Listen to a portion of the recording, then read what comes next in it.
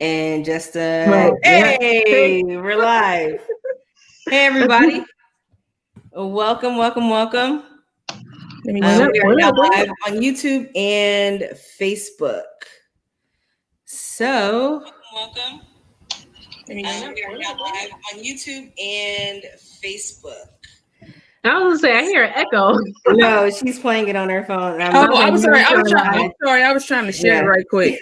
Oh, do your thing. Do your thing. That's what I was doing. I'm sorry. Share it with all your people, all that good stuff. I typically try to share it, but for whatever reason, it doesn't always work for me.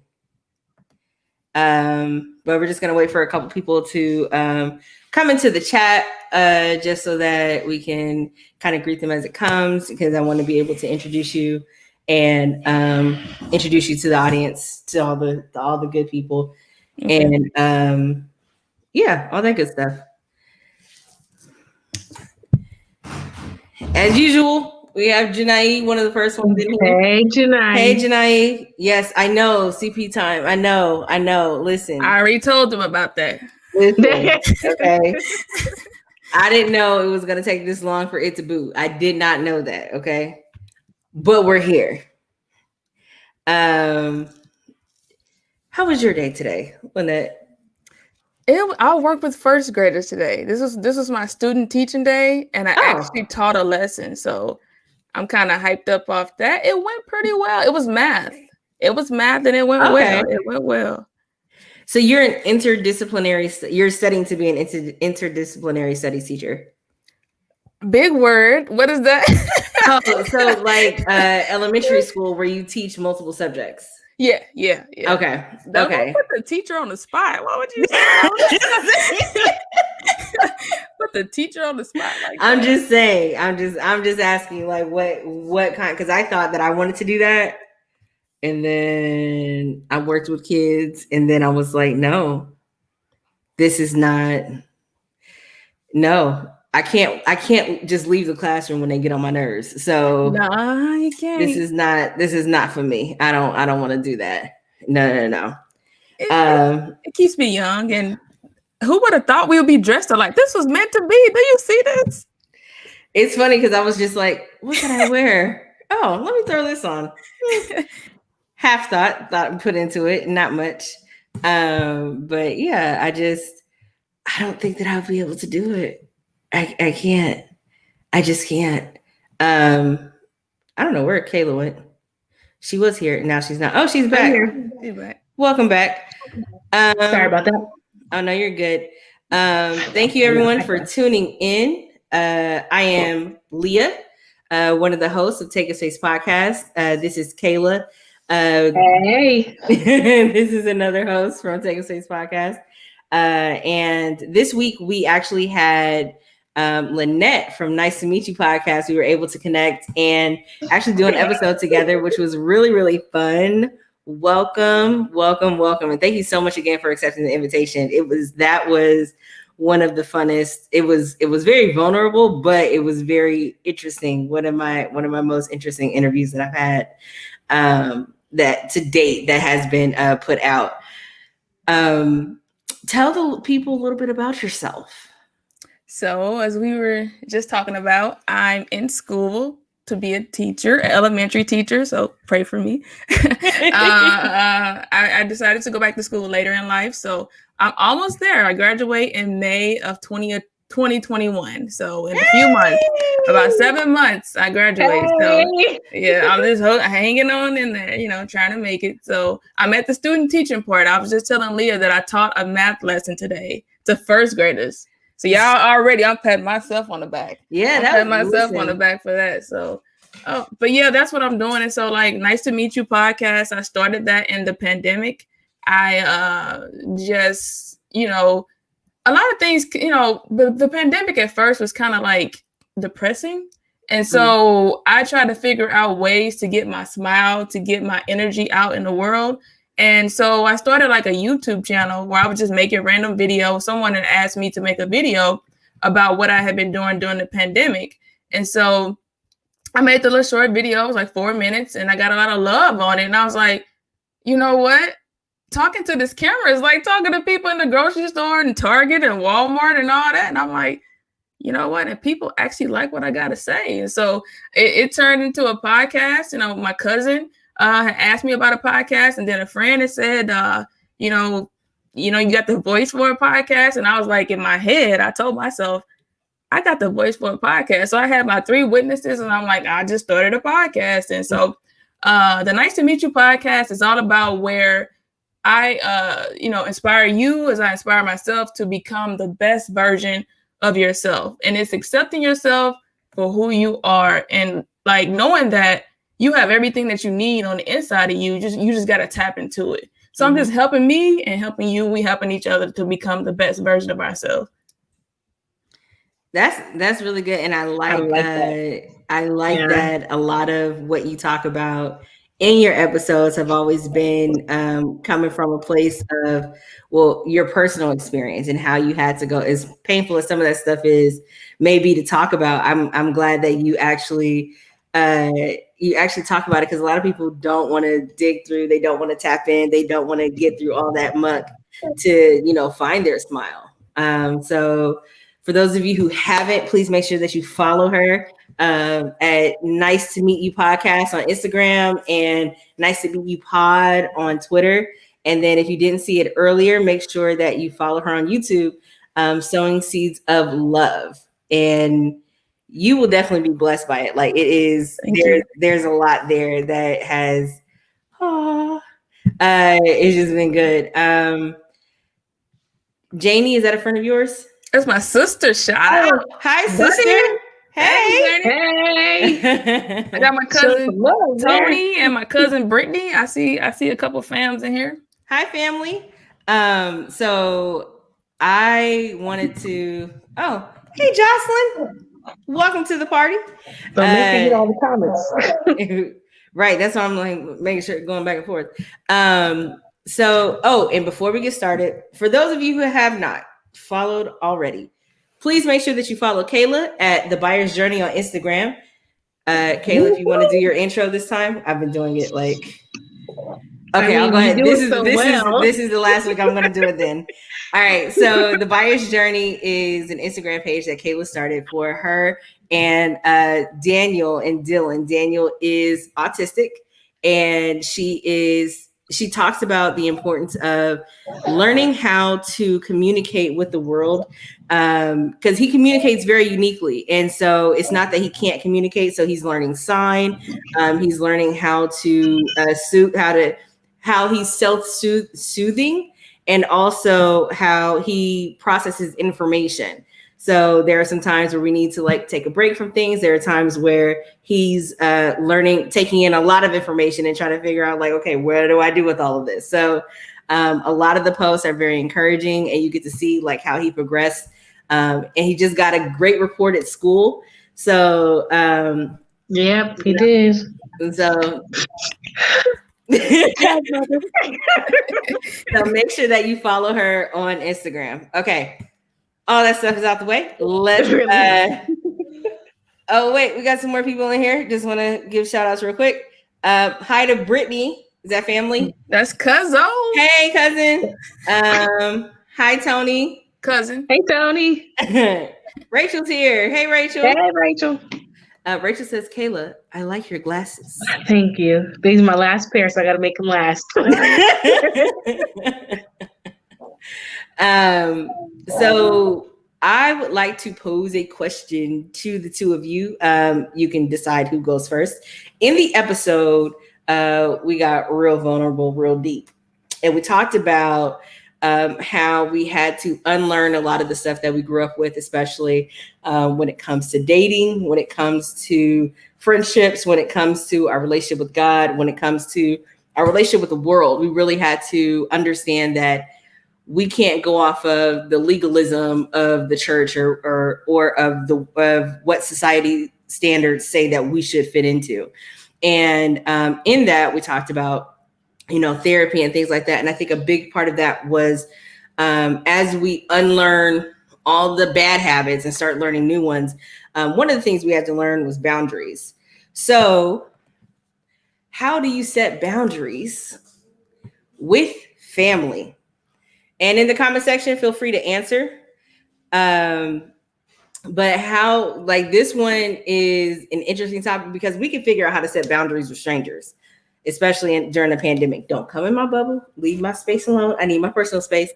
And with friends, it's easier, right? We can let them know, hey, I'm not answering the phone. I'm not doing this. I'm not, whatever the case may be. And you even talked about this part of your roommate setting boundaries with her. But how do you set boundaries with your family?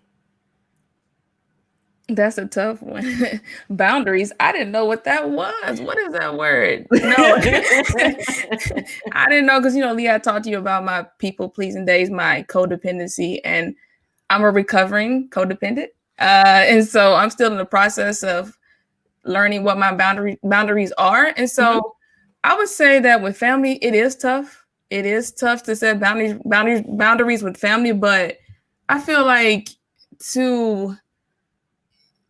you got to have respect for everyone. And that includes your family. That includes your blood, because you have to respect your time. You have to respect their time. And it's all about respect. And so it's hard sometimes because, it's your family and you don't want them to be like, well, you're so-and-so, you're my sister, you're my cousin, you're this, you're supposed to do this stuff for me. But it's kind of like you have to give respect to get respect. It's not you're entitled to do anything for anyone. Right.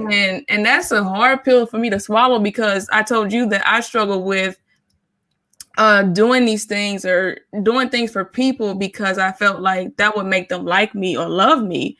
And I realized that just me showing up, my presence is enough. Just me being Lynette, me being the silly, smiley person that I am, you just accept me for who I am. And if not, you don't have to, be in my circle. But with family, I feel like even though you love them, they're going to be there for you no matter what.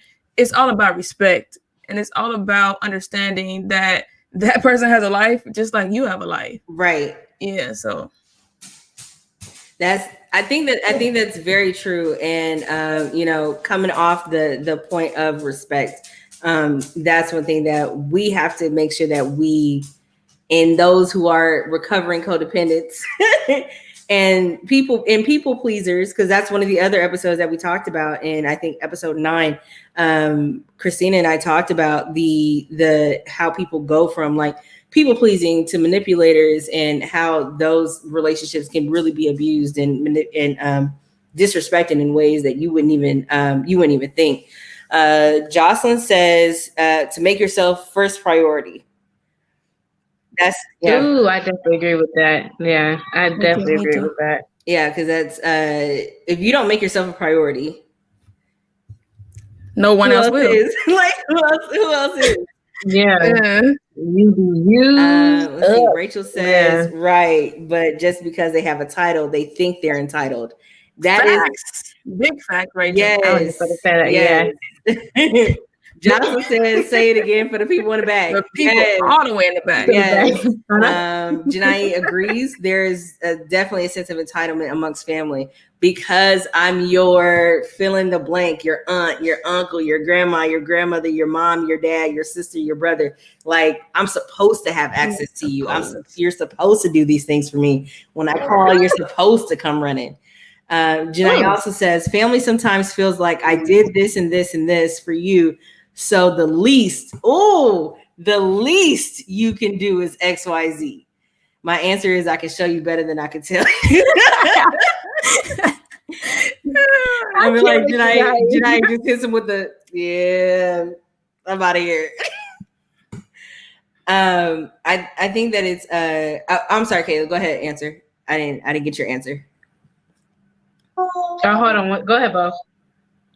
So I think that, having people, especially like the generation, I'll say the generations before us, they feel like they think the title is the relationship and not the other way around. Mm-hmm. So there's a sense of, well, since I'm this, since I'm that, not even through deeds, title by itself. Mm-hmm. And then you have people that are like, well, I did these things for you. And it's like, are you doing these things genuinely because you care? Or are you doing these things so you can run a tally up in a couple of months? Because that's a manipulator. That's a manipulator. Yeah. And so I set boundaries with family by understanding myself. Recently I was I was having a conversation amongst the family, amongst my sisters, and I was just like, I don't have the mental capacity to talk to y'all right now.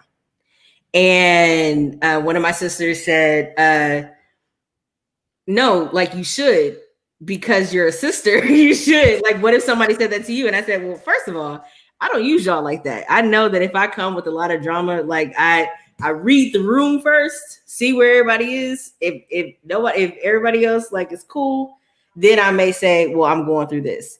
But to have the conversation or the expectation that because I hold a title or because they hold a title, that I'm just supposed to somehow magically increase the capacity for me to carry or listen to or be there for another person. That kind of that is almost an unfair ask. Yeah.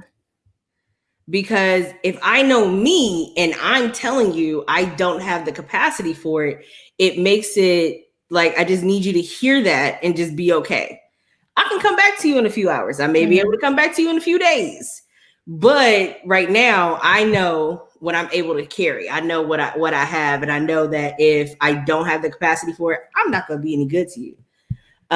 Rachel says, or they want to come around when you've accomplished something great and say, look at my such and such. Nah, stay in the background. Like, oh man. Yes. That definitely does fall under that title, because The sense of entitlement, yeah. For me, especially when those who hold that title, they say they don't do nothing to keep the title. Right. Like whatsoever. Yeah. And so for me, when it comes to boundaries, 9 times out of 10, if I can't do for you what I won't do for myself. Yeah. So yes. That's something I had to learn as I got older.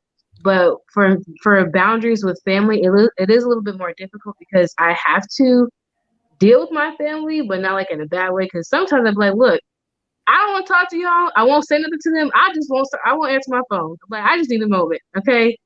If y'all get me, y'all get me. But then they were okay. They understand as time went on, like, okay, Kayla just needs a moment to herself. So I don't have to call. I know she's okay. Or she'll reach out to me when she's okay.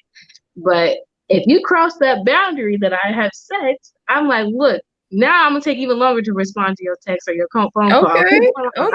Retaliation. If for me, it's better if I have the boundary set, but also it's reciprocated. Because if you have a boundary set for yourself or for other family members as well, I don't want to make sure I'm not crossing it, because then it's like that bond or that what's the word I'm looking for? Relationship, connection, that we have for each other is not going to be the same. It's like, okay, well, she done did this or he done did that, so now it's like, do I really want to deal with you, or are you going to be in the back with those people who claim they have a title but ain't doing nothing about it? So. Now, Rachel says, tell them how you really feel. Tell them how you really feel, Kayla. She says, right, when you cross that boundary, you do cause more damage. Janae asks, is the understanding reciprocated when someone isn't mentally available when you need them? Yeah, I think I believe this question was for me when I said that about the mental capacity. I don't expect people to be there all the time. And I am understanding when people are like, look, I got a lot going on. Yeah. I think that I have learned to be okay with that when learning myself, because if I know I can't be available to everybody all the time, then most certainly there are going to be days when someone doesn't answer their phone. There are going to be days when someone isn't available to talk. There are going to be days when but it's not a thing that I hold against anyone. I don't hold this against anyone to say that, well, since you're not available, it makes our relationship rocky. Mm-hmm. No, it's just you got stuff going on. So I can't fault you for that. I am grateful that you understand that you need a break, that you need time away. Mm-hmm. Like I'm grateful that you understand that, but I don't hold grudges if someone's not available. Like that's one thing that I do understand. And this came into play. This came into play mostly when because all my siblings have kids. And so Kayla.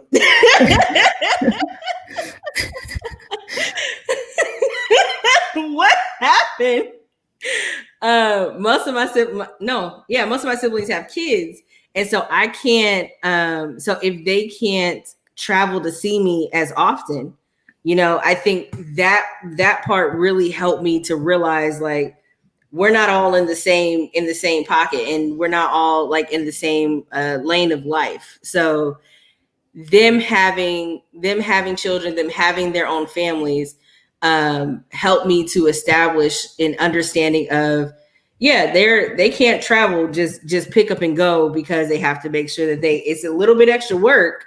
They can go when they want, but to have them always come visit or travel or move freely as much as I do, it's not going to happen as often. So, so I do tend to be understanding of other people, especially when they say, "Look, I don't have it in me today." Can I throw out a quote that someone told me? Yeah, sure. You can't do everything and be good at anything. Just let that sit. You can't do everything and be good at anything. And that is kind of what I keep in my head, because I was doing everything, having my hands at everything. It's like, if I commit and say yes, I'm doing the person a disservice. If I know that I'm in so many different things, then I'm doing myself a disservice. I'm doing you a disservice, because I'm not my best self, because I know I have too much on my plate. So basically the quote is saying that when you are doing so many things and so many things are going on, what are you good at? Because you're being pulled in so many different directions. So that could kind of help us if we keep that thought in our head and remind us that we're not a robot. We need to sleep. Right. God created the world in 6 days, and on the 7th day, what did he do? He rested. So I heard that. So you gotta, if God had to rest, then what do we have to do? Yeah, I think that is a great quote, especially for relationships. Jocelyn says, "Jack of all trades, master of none." But the rest of that phrase is, "but better than the master of one." So, yeah. Let's see. Janie says, "That is an awesome quote, and that helps you direct your energy toward the things that are priorities for you at this point in your life." And let's be clear, everything and everyone is not a priority. It's not. It's not. Rachel asked a question to the group. Do you all ever find yourself forcing yourself at times to be that sister or cousin or friend because you have that title? Yes. Like, what do you mean? Like making yourself available to people, or like to the family members? Like, because I'm your sister, I'm going to show up. Like, it's a forcing thing. So obviously it's external pressures that's making you do it. Yeah, I would say yeah. I have done a lot better. So I can say I am working on the no side. I don't make myself as available, and I let my no's be no. I let my yes be yes. But how do you all walk that line, knowing that you're forcing yourself to uphold that title? Because it's all about how your motive. And so you know within yourself that the reason that you're doing it is because of the title. It's not that you really want to do it. And so what I have to ask myself is like, why I'm doing this thing. And everything that you do, kind of ask yourself, what's the motivation behind it? Because like the other person may not know that I'm doing it because you're making me feel guilty, or I'm allowing myself to feel guilty. Not that you're making me feel guilty. I'm allowing myself to do these things for you because I feel guilty. And that's not, to me, from my perspective, that's not a good reason to do things. Yeah. And so I have to tell myself that, just ask yourself, what is my motivation? That's the question that I have to ask myself for everything that I do. And that kind of speaks to Rachel's question that if I'm doing something because I'm a sister, a cousin, an aunt, or whatever, and that's the only reason I'm doing it, then for me, that's not the best reason. I should be doing it because I want to do it and I have the capacity to do it. KK? I definitely agree. Especially when it comes to family, if there's something I know right off the bat, if you ask me to do something, I'm like, I really don't want to do it. Cause for me, it was so hard to say no. Like I was very big on, sorry y'all, I was very big on that. It was hard for me to say no because I didn't like the reaction that I would have gotten if I was to say flat out no. So instead, Dylan. So instead, I'll be like, well, okay, I'll try. And then when it comes last minute, I'm like, nah, I'm sorry. I didn't really want to do it. So, and then I'm like, I already hurt their feelings, but I could say no right off the bat. Right. But now I have gotten a lot better. Yes, if it's something that I know, if it's something that I know instantly that I don't want to do, I don't even attempt it. Like, oh, yeah, okay, let me think about it. Nah, I'm good. Like, nah, like don't actually be all right. Okay. Yes, do it. So when you both now, when you get, requests for your presence, or you are, I think that's one of the major things, or you're asked for money, or your clothing, or your time and attention. How do you navigate responding to those things with your family? Whether let's say you're pretty spent, right? Do you have people that you will be like, you know what, because you're my XYZ, I will do this thing? No, I teach myself because, so Judge Mathis, I quote him a lot. Judge Mathis, he talks about dry begging, and so dry begging is like, man, I really wish I had this. I really wish I had the money to buy that sweater. And so, like, people are saying it to you, like they're trying to make you say, well, you know what? I got $20. I can give you $20 to buy that sweater. And so what I've been doing is like when people say stuff like that, I'm like, why? Yeah, just let them say that. Yeah, I wish I had this sweater. Yeah, you wish you had that sweater. So what does that have to do with me? I just let you say you wish you had that sweater. So what I've been doing is not offering, because like I told you, Leah, I was offering help to people that didn't even ask for it. So I kind of sit and say, like I said, do I have the capacity? Because I'm offering it and like they didn't even give it. And so when I do it, then it's hard to take it back. Yeah. It's hard to take it back. So you have to set that boundary early. Set it early, because once you start doing stuff, people are going to expect you to do it all the time. That's true. That girl. Set those boundaries and reiterate them often. Let's see. Hey, Tam. Tam's here. Drake's here. Hey, Drake. Rachel, I'm thinking, first of all, Drake, I was letting her finish, and then I was gonna say, hey. Jelani's here. Hey, Jelani. Rachel, you said yes, I do, and I'm guessing that you were saying yes, that you would try to, bend over backwards for a family member or a person because you have the title. Do you find that you do that because you feel guilty, or like Lynette, you were saying that, you would intentionally, whether you had it or not, go out of your way to take care of another person, if they're, ignoring the person. Oh, I thought you were saying, oh, okay. Sorry, Drake. Still love you. What do you? Oh, because you were talking about dry begging. So he was like saying ignore the person. So what is it that? What is it that you? I mean, now you say that you don't really buy into the whole dry begging situation, but how? What does it sound like if you're spent and a family member? She's changed locations, guys. Look, I'm here. Stop bothering me.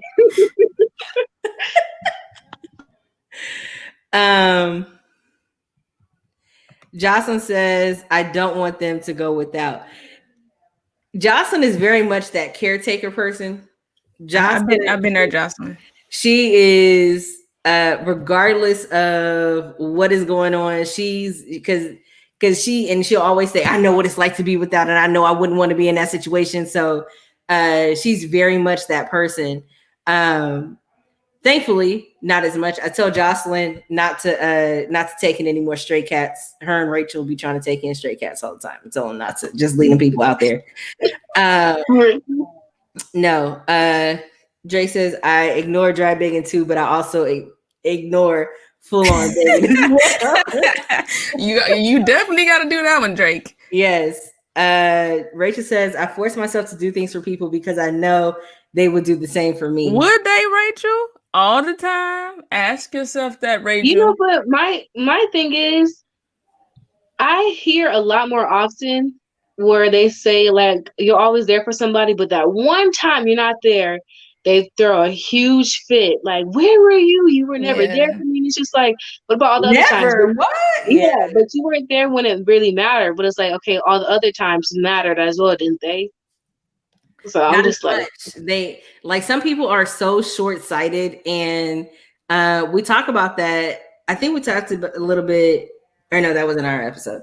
But previously, I had a conversation with someone, and we talk about how we get short-term amnesia, especially in relationships. Yeah, where this thing happened, and it's so close to us, so in our face. We can't see around it. We can't see before. We can't see any. So we assume that this is what the relationship is without looking at it as a whole. And so, I think that it. What voice did I give Jocelyn? Janai said, not with you giving Jocelyn that voice. I don't remember what voice I gave her. It was like a Karen voice. You got like a calm. You kind of changed it up a little. Oh. Jocelyn does speak softer than I do sometimes. Sometimes, not all the time, but sometimes she does. Really? Drake says, taking in strays is how you get fleas. Yes. That is so true. Listen, I told Rachel and Jocelyn, y'all don't need stray cats. Y'all got enough people around you who care about you. Y'all don't need these stray, because it's for whatever reason, because they're nice. People just be flocking to them like, hey, I want to be your friend. These people are not real friends. They're not. They want to get what they want, and once they're done, they move on to the next person. And that's why boundaries are so important, people. See how we just brought that back? Boundaries are so important. Really? We have to talk about the importance of setting boundaries so you can be healthy mentally and not drained. You would still try to be, or you would stay friends with somebody who they're trying to use you? You would still, you would set boundaries after that? What are you talking about? That's what you just said. No, okay. So a boundary. So let's talk about like what some boundaries may look like, right? Boundaries are not always for people in relationships, right? We have physical boundaries, we have emotional boundaries, we have mental boundaries. And I was talking about like friends. Huh? I was talking about like friend wise. So this is what happens if I feel like a friend is only a friend because of what they get from me, I stop doing things. Yes. And if I stop doing things and they stop showing up, I realize what kind of person they are. Facts. So that's how I start setting boundaries with people. If people really only come around because I cook breakfast, or if they only come around because I foot the bill because we're going to the movies, or because I always want to take trips, or because I'm going out, or whatever. If they're only around me to siphon my energy, my time, my money, my whatever, cut them off. Yeah. Cut, snip, snip. Yep. It's a let's see. Rachel says you don't know how you're helping them though. Are you talking about the stray cats? So here's the thing about stray cats. Stray cats. Are we back with the stray cats? Lord. Stray cats need enablers. They need people who are going to leave food at their back door so they can come and feed them. I think they can smell them though. I think, and so I was like, speaking from experience, yes. No, because I feel like I attract those people because like I gave off that energy and like they sniff it, like, oh, here she's coming. I know she's gonna do X, Y, and Z. They're like, they see you coming. So I was like, yeah, I'm about to get on her. Like I'm about to get her for all that she got. And so that's why you got to be careful because people may tell you they need these things, but you haven't always been around them. How were they getting it before they met you? Exactly. They've been living all these years. Listen, you look pretty well fed to me. Yes. Okay, you look pretty well fed to me. But that's the thing that it's like. Drake says y'all preaching tonight. Thank you, Drake. Drake, we be trying to live our best life. Rachel says you don't necessarily have to benefit from helping somebody. You can be a blessing in disguise for that person. So those are different things, though, Rachel. I don't think you can put those things in the same bucket, because if you are helping someone genuinely because you want to help them, your motive is internal. Mm-hmm. And if you're helping someone who, after you're already spent and you haven't set boundaries with this person and they keep asking and taking and asking and taking and asking and taking without pouring anything in, like I can't drive my car unless I put gas in it. So you sure? Well, you might can plug it up. You can plug it up, Leah. I have to get an energy source from somewhere. I don't mind being a blessing to people or helping people out and things like that. But I think that there should be a mutually beneficial most relationships should be mutually beneficial. That's just my belief. I don't think that you should benefit monetarily from everything. Mm-hmm. But even if it's an altruistic relationship where you just feel good for helping someone else, mm-hmm. as long as it's genuine and not just people pleasing, because as a person who knows how to manipulate very well, like Lynette said, we can sniff y'all out from like a mile away. We know. Yes. We know. And I know that you know that you know. But I know that you know. You still offer. You still be like, I got you. And I'm like, man, let me go ahead and put my money away. I ain't gotta pay for nothing. Right. Listen, I've been saved. I've been, repented. Lord Jesus, I need that to do better. He's still working on me. He's still working on me. Drake says, I pray, tithe, volunteer, and mentor. I have an emotional bank account. I can't go broke. Got to spend it wisely.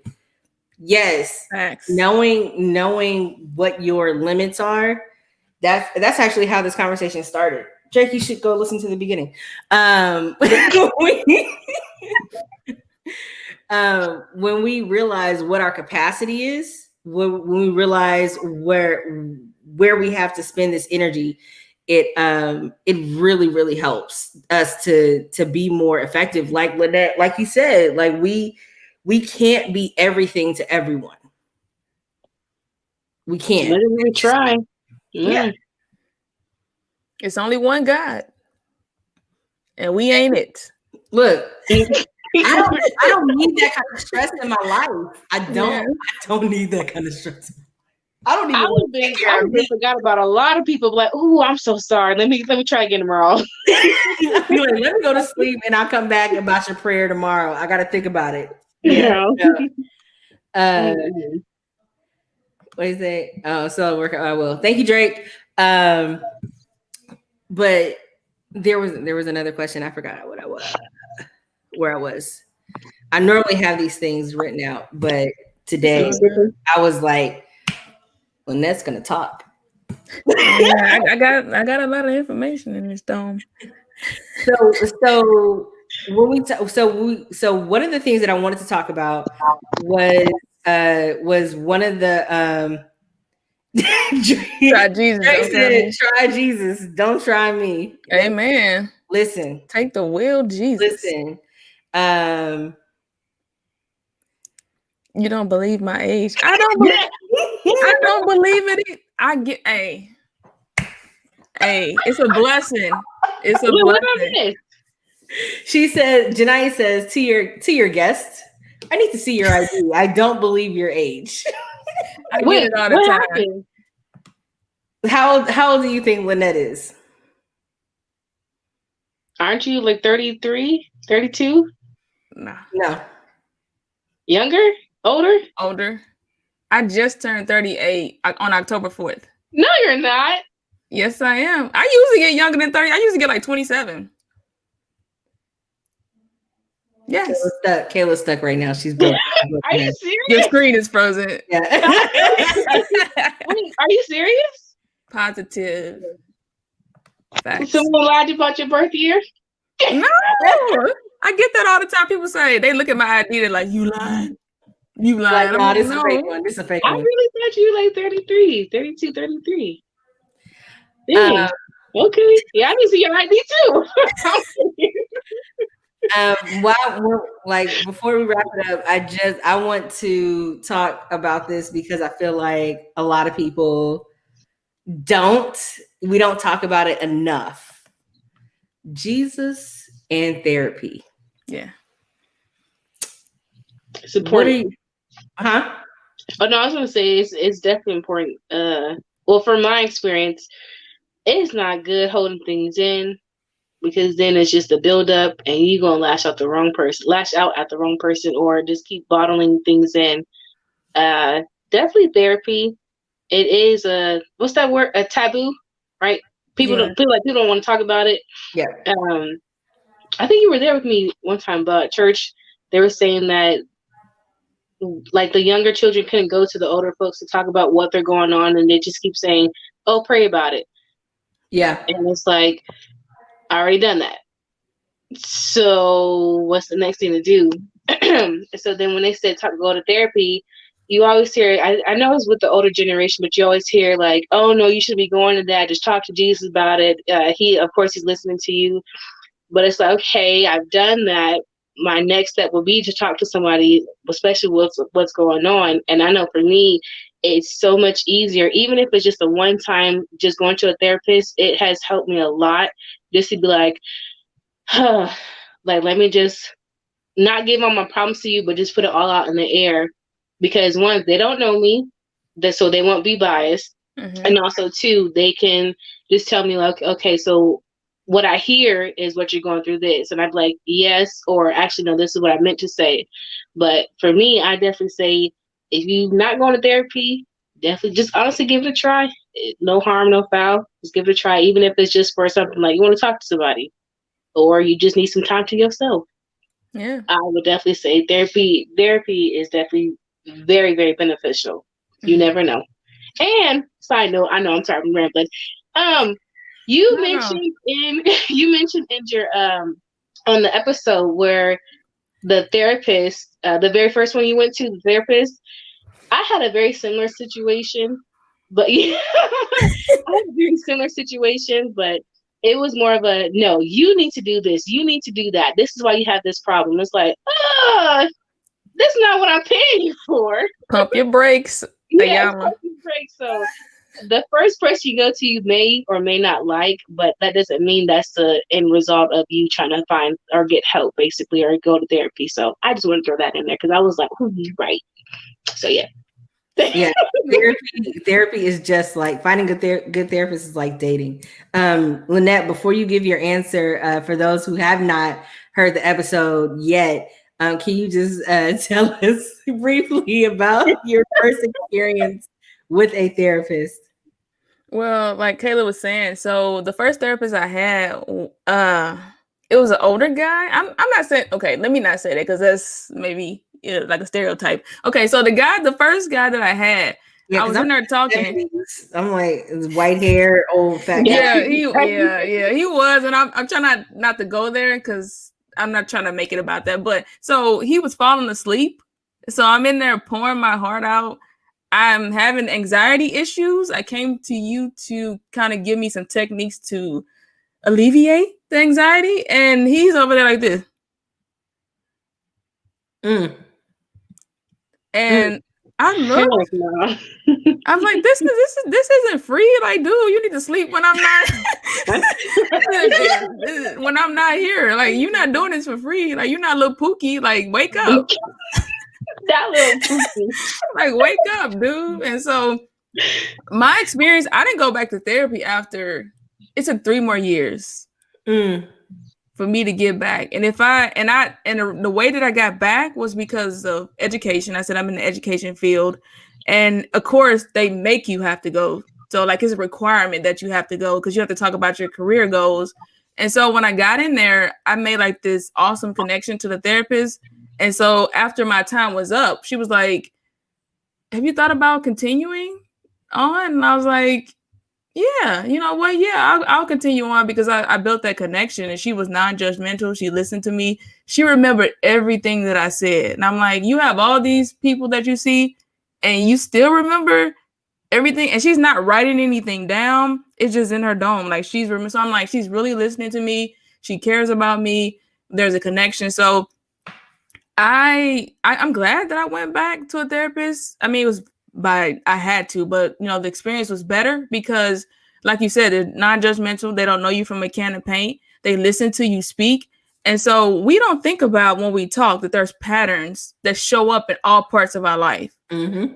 And so what they do is like they piece apart the way you respond in this situation. And they say, you know what? That situation sounds like the other situation. And they connect it. And it makes everything make sense. And it's like, I didn't know. I thought that this particular incident was just me on this incident. No, this is a pattern that I have to learn techniques and tools and strategies to overcome to do it different. Mm-hmm. And so that's why I say Jesus in therapy, because so God bless these people with the intelligence to have a gift in doing this. So God wouldn't have put it here if we weren't to take advantage of the opportunity to go see someone. Mm-hmm. And so I feel like that's their field of expertise. Is like you said, like you quoted the one guy, and I won't steal the quote. It's like you specialize in certain areas. And so that's their specialty. And so why not go to them? And so Jesus is like, yeah, Jesus can help you. But I know sometimes with church, sometimes we get caught up in our emotions. And so we shout and run and snide and do all that stuff and get back up and do the same thing over and over again, because you have to learn the strategy and the tools to do it differently. Crying is good.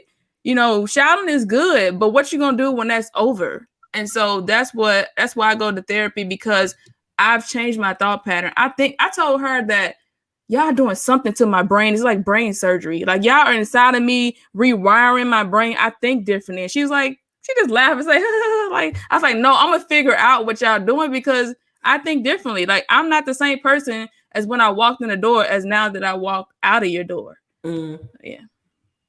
No, I think that's amazing to be able to have those experiences, but I think that because it is something that is taboo in the Black community, whatever happens in the house stays in the house, whatever, you know, keep your personal business, you know, you're not crazy. You don't need to see someone, you know?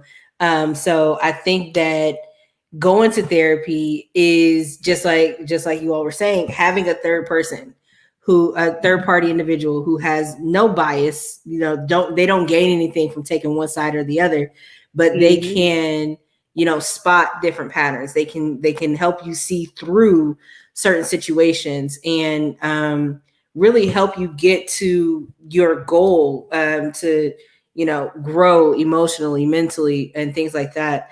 My therapist is an older Black woman. When I tell you she read me right off the bat, I was like, so listen, I know this session is free, but you don't have to do me like this. Listen, ma'am, because when I tell you I had all the excuses, she was like, we're not doing that. We're not doing this. We're not doing this. We're not doing this. Oh, so you really think this? And I'm like, whoo, okay. But yeah, it really, I mean, good therapists really challenge your way of thinking, and they want to help you heal so that you can move forward. You're not just living in cycles. Mm-hmm. I'm sorry, y'all. I'm getting to the comments. Let's see. I didn't want to interrupt y'all. To the age, Drake says, yeah, that's about right. She's just pretty. LOL. Thank you, Drake. Tamara says, tried you. I think Tamara is singing that. I think she's singing that. Jesus, he's all right. You better listen. I will get churchy real quick. Drake says, yes, it is taboo in our culture. Janai says mental health is so important. I'm glad more people are open and sharing their experiences. Give me a few years, y'all can come to my office. All right, Janai, I'll take you up on that. Okay. She's got her master's, so I'm just like, so she's working on getting her. Taught you well. No. Rachel, when Rachel says "come on" like this with so many ends, I feel like she's hitting us with the finger snaps as well. So I think it sounds more like "come on." I can't snap with my left hand, so that's as much as I can get. I can get this. This is. I need you to get that down. I can't do the left. I can't do the right. Yeah, I can't. Yeah, no. Yeah.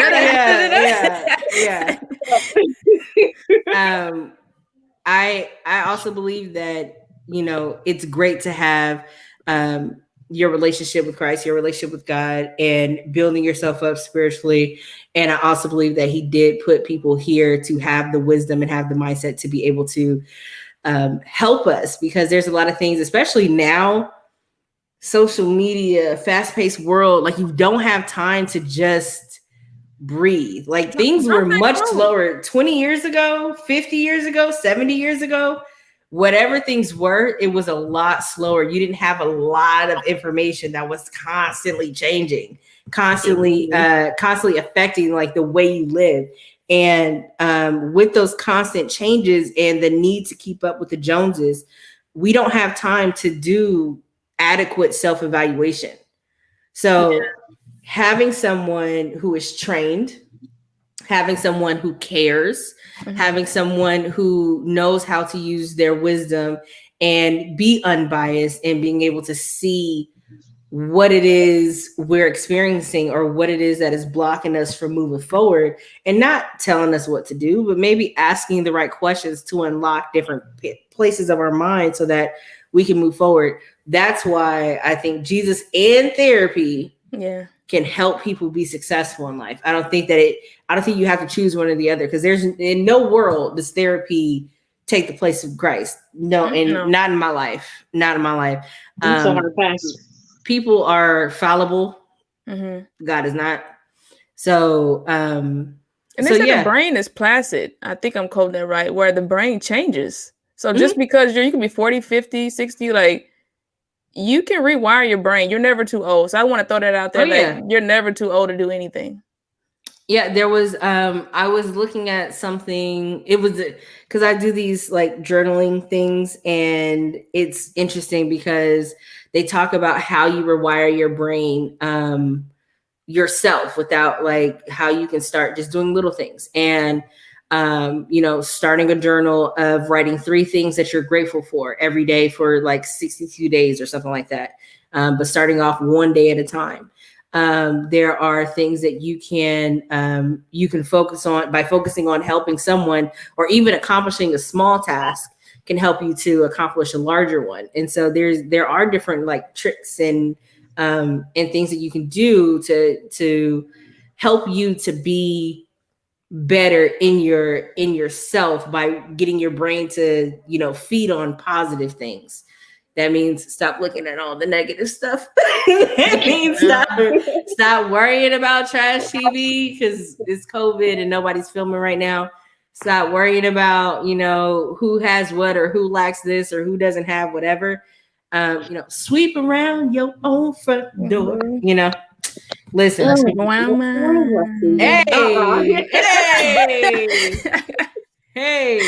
That's what I'm talking about. But yeah, that's what I think, I think we can do to move forward.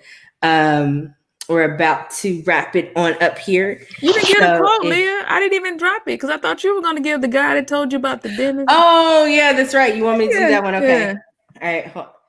Oh, hey, Dad.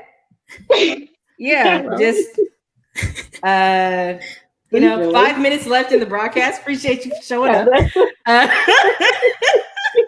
Better late than never. Right. Thank you for your participation, kind sir. So let me tell you about a man named Ron. This dude gave me one of the best metaphors. I think it's a metaphor because I don't think it's a simile or analogy. I don't really know the difference. I know the difference, but I don't know the difference. Simile like as, like or as. Let me not be teacher. Go ahead. Go be great. Yeah. I know it's an analogy or a metaphor. It's one of the two. So he made the statement because he was trying to help someone understand therapy or like see therapy in a different way. And just like he says that he's just been listening. Oh, okay. Thank you. Appreciate you listening. I take back what I said. Hey. So Ron made the statement that, you have a mother and your mother teaches you to brush your teeth. And, she can tell you to, brush your teeth twice a day, use mouthwash, things like that. But you still go to the dentist. And you go to the dentist because the dentists are trained on what to look for. They're trained on, making sure that there are, no cavities, making sure your teeth are growing healthy. If there's any crowding, they know who to send you to. They know how to fix different things, especially with crowns and fillings and all those things, right? And so therapy is like that, where you're in the place of your mother, you could have your village, your community around you, who can give you advice from their personal experience or tell you what they feel you should do based on their perception. But they're not trained to look for certain things. So while you may seem angry, they may not know that you're actually depressed. Mm-hmm. While you may seem anxious, they may not know how to or what tools to give you to move you out of that space of being anxiety ridden. Yeah. So I think that, that quote I'm going to use all the time. I promise it's dope. It's dope. Listen, when he said it's like going to the dentist, I said, this man, Ron here? Sir, your words will live on, sir. But I think that that analogy was very spot on, because a lot of times we think of, I don't need a shrink, or I'm not crazy, or this like that. Let's just be real. Everybody's a little bit crazy. Yeah. It just depends on, like, you're crazy. You've just normalized because you've been this way for so long. Mm-hmm. But going to a therapist, can, even if, and Kayla, you talked about this, going to a therapist can definitely help with you just unloading. Yeah. You don't even realize how much stuff you have on you until you just bleh. Yeah. Like, and it does get worse before it gets better. I will drop that knowledge too. Just been called a thing. Yeah. I just had to think about it. Yeah, it does. Because think about you have, it's like opening up all those wounds. Oh, ripping off a Band-Aid. You can't do it all, but this Band-Aid is large. You can't do it all at once. Yeah. It starts like slow peel, and then all of a sudden you try to get down, and then the healing can start, because you got to dig through all that muck. And by going to those dark places so you can know why you're there, that it really but it's really an awakening that happens if you allow yourself to go through it. Mm-hmm. It does. And it's like, oh man. Yeah. And I'll just end with saying that even when right before the protest, when at the murder of George Floyd, I was stressed out and couldn't figure out what was going on. Even talking to my sisters, they were just like, "You all right?" No.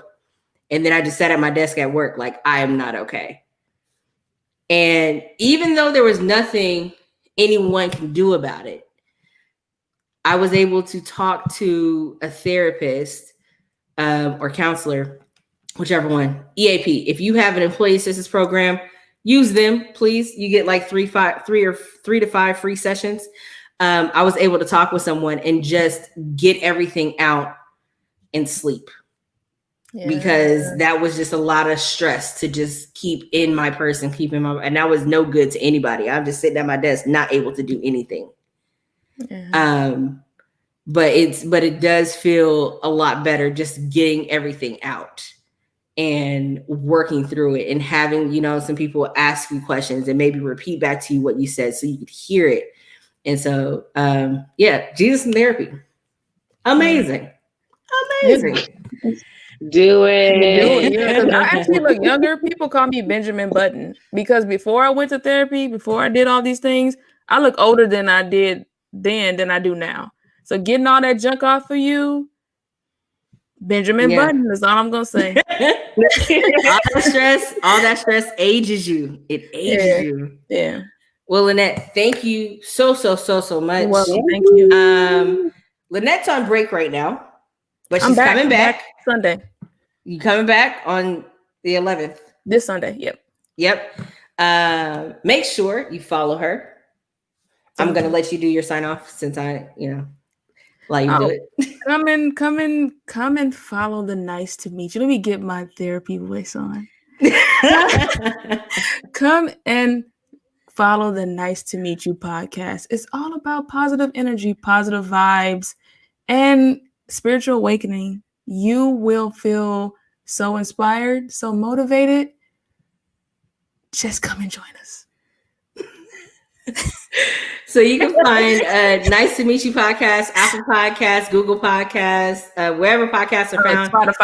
Spotify. You're now on Amazon Music. And old school, I'm on Pandora. You still got that Pandora app. Open up that Pandora app. Nice to meet you. Yeah, go ahead, get that in there. Get her some views. And also make sure you check out her YouTube. If you have not subscribed, do so.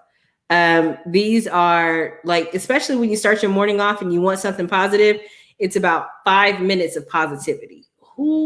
Starting your morning with 5 minutes of positivity or listening to it right before you go to sleep, best thing ever. Get into it. Can I say real quick, thank you, Leah, for connecting, and Kayla, just meeting you. I get real deep, but I feel like things are meant to be. Sometimes you just connect with people when you need to connect with them. And I feel like Leah and my story is very similar. And so I just automatically, I feel like it was like I've never met you. I don't know you from a can of paint, but I appreciate you connecting with me. And I like to have deep conversations, fulfilling conversations. And Leah, she's all about that. Check out her show. I love it. One of the best conversations, one of the best podcasts that I've been on. I've been telling other people to contact Leah. I'm out here soliciting people, telling people to hook up with Leah because it's she just makes you feel comfortable and you won't have any issue being vulnerable talking to her because she just lets you talk. She just lets you be you. And so thank you. And nice meeting you, Kayla, for the first time. You're amazing also. Thank you. Thank you for having me. Oh, of course. Thank you. Oh, I'm a little heart. Oh, a little heart. I think Kayla is frozen. She's going to get her life together. While we're waiting for Kayla to get her life together, make sure that you go to Instagram, The Buyer's Journey. Make sure that you are following Daniel's journey and learning how to communicate with the world around him. Kayla just actually put up more videos and pictures of them. He actually has picture day tomorrow, which is going to be so fun. So make sure that you're on there. Oh, look, my sister's here. Well, one of my sisters, because my other sisters are here too. Sean is here. Hey, Sean. Thank you everyone for showing up. I appreciate everyone for coming on. Lynette, do you have anything else that you would like to add before we sign off? No, I just want to say thank you all for listening, because you don't have to. I always say that I can go on a long rant, but I feel like no one has to listen to us. No one has to do that. You don't even have to take a second out of your day to listen to us, and we appreciate it. It's not just empty words. We could give you a a virtual hug. I need Feel that. Feel that hug. Feel that hug. I need that in my life. We appreciate you, and not to be on race, but like Leah said, there's not a lot of Black podcasts out here. And just support your loved ones. Support the people that you say you love. Sometimes, like I say, and this is the last thing I'm gonna say, that sometimes strangers support us more than the people that say they love us. So all y'all on that listening, support the people that are trying to put good content and spread love and light out there to the world. You all are amazing, and thank you all for listening. Happy early birthday to Rachel. Her birthday is actually the day that your podcast comes out. Sunday on all podcast platforms. Make sure that you tune in. Thank y'all so much. Appreciate everyone for being here. Thank you to my family, and thank you to Lynette's family for coming on. Yeah, I'm sorry. Thank you, family. I'm sorry. My bad. Thank you all for joining me. I really appreciate it. We'll see you next week. We're here every Thursday. Please follow us at Take Up Space Pod. That's Take Up Space POD on all social media. And we drop every Tuesday, a new episode every Tuesday. And we go live every Thursday night at 7 p.m. Central. Thank you so much. You have a great one.